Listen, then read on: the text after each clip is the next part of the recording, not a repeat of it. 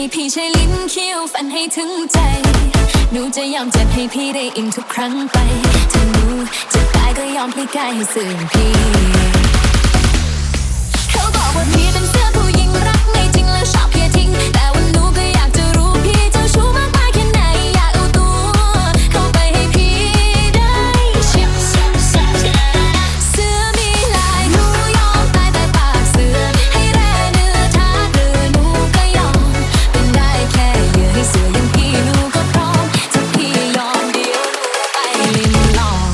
ถ้าพี่เป็นเสือจะยอมเป็นเหยื่อให้พี่กินให้พี่ใช้ลิ้นเคี้ยวฟันให้ถึงใจหนูจะยอมเจ็บให้พี่ได้อิ่มทุกครั้งไปถ้าหนู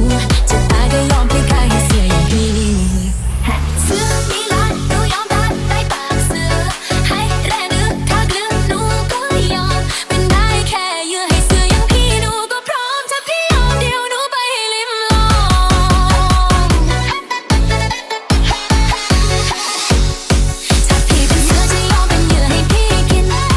ให้พี่ใช้ลิ้นเคี้ยวฟันให้ถึงใจหนูจะยอมเจ็บให้พี่ได้อิ่มทุกครั้งไปถ้าหนูจะ CA ตาย วัย ก็ย รุ่ อน มพลี นาโบ กายให้เสื ดื่ อ มทุกวันเมาทุกคืน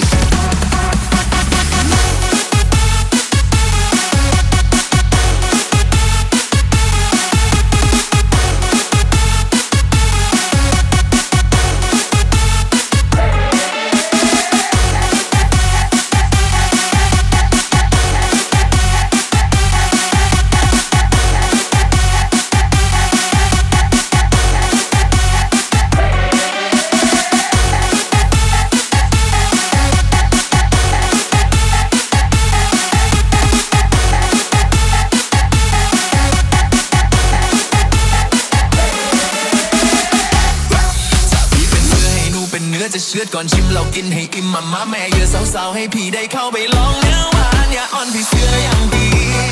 ระวังคืนนี้จะเป็นอาหารพี่เสือจ๋าอย่าอยู่ทางนี้หนูให้ชิมฟรีดูสิหวานแค่ไหนถ้าพี่ได้กินรับรองจะติดใจพี่เสือรู้ไหมหนูมอบหัวใจนั้นให้พี่เสือถ้าพี่เป็นเสือจะยอมเป็นเหยื่อให้พี่กินให้พี่ใช้ลิ้นเคี้ยวฟันให้ถึงใจหนูจะยอมเจ็บให้พี่ได้อิ่มทุกครั้งไปถ้าหนู CA วัยรุ่นนาโบดื่มทุกวันเมาทุกคืน